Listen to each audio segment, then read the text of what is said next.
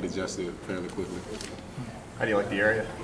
The area is nice. It's a beautiful area. It's a small town. Something that I like anyway. So I mean, it's a nice area for me. The fact that you're a little bit older, do you feel like that kind of helps with your focus? Do you feel like you're here almost like a business decision, like you've got work to do and you're going to do that? Yeah, I definitely feel like this is the right time for me to be here in my life. If it was a couple years ago, I don't know if I would be as focused as I am now. So me being old, I think plays a part, and it definitely helps. Were you taking ball for granted maybe 2 years ago, or? I wasn't taking it for granted 2 years ago. I wasn't even playing. So yeah. I mean, you know, I'm coming from sitting on the couch to going out to junior college, and now here it's a big thing for me. So I'm just taking it all in. How long was it between high school and junior college before you started back playing? Like 2 years. What made you decide to get back in it? It's just something I always wanted to do. I felt like I was able to play at that level. So I mean, I just never gave up on it. Just kept training and trying to find an opportunity in order for me to make a move to get back where I wanted to be. What were you doing in those 2 years? Working out at home. You've always been a big fan in the weight room, and Coach mentioned that earlier in the winter. You enjoy working out? I definitely enjoy working out. I let her see the results, and with Coach Russell, you definitely get results. So I mean, it's a big thing for me to get to work with a guy like that. What led you to the couch to start with? I mean, out of high school. I was just saying. I mean, I had a good senior year, but ain't nobody want to offer me a scholarship because I only played that one senior year. I was doing other stuff, so I mean, I didn't really have an opportunity. You only played 1 year in high school? Yeah. You were playing basketball before then? Mm-hmm. Point guard? Yeah. Did you think you'd play college at point guard? Yeah, I thought I would. What made you pick up football? I don't know. Honestly, I don't know. I couldn't tell you. Somebody just suggested, hey, why not? Yeah. My high school coach came to my house my senior year. He just showed up there. I didn't even know who he was, and he was like, "Wants you to play?" So I was like, "All right." So you went from playing basketball where if you get hit, you get called for a foul, you go to the free throw line, to football where you're getting hit all the time as a running back. Yeah, pretty much. I mean, you're a physical point guard. Oh yeah, definitely. So I like football. Did you get any college interest? Maybe not a lot, obviously, so you had to take 2 years off. But any interest from colleges as far as basketball goes? As far as basketball goes, yeah, I had smaller D1s and some D2s, but I just had to get my grades right. That was my fault. So, you know. Did you have a job during that time you were? Nah, just working out. You're working out.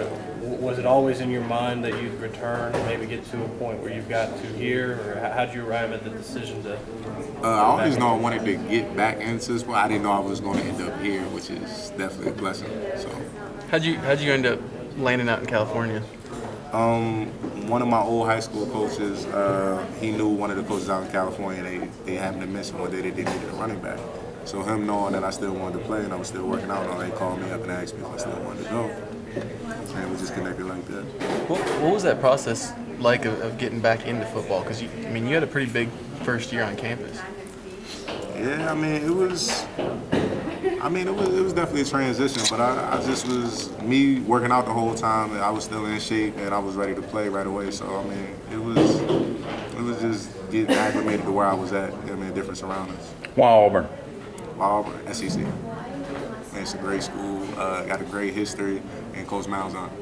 So who else offered you out of JUCO? Most of the Pac-12. Only school I didn't have was Oregon and USC. A couple Big East schools, and I had a bunch of schools that were going to offer me. Once I committed here, they came back though. But Auburn was the only SEC. Yeah, Auburn was the only SEC school. Going into JUCO, obviously you got to prove your way. When was the point that you realized that you had what it took, and you had the ability to get to a point like this? I never really thought that far ahead. I just played these games. You know, I just had fun with it because being out of football for 2 years, I just enjoyed playing, period. So, you know, once my phone started ringing every day, then I was like, oh, well, you know, maybe I'm doing something good. That was about it. Was that a surprise when you started getting calls from Pac-12 and Auburn, or did you? It was a surprise because I've never been like a highly ranked highly ranked, highly touted guys. So it was a surprise for me, and it was all no too. Was Hancock a good lesson in discipline? Was that something the coaches were really big on for that year? Yeah, it was real big in discipline. It just taught me like how to do the right things and how to make the right moves, and it all come together like that. So that's definitely something that I appreciate that they taught me. How old are you now? I'm 22 now. When you were out putting up big numbers in California, did you still feel like you were underrated in the sense where it was pretty much Pac-12 coming after you and not a bigger group of people?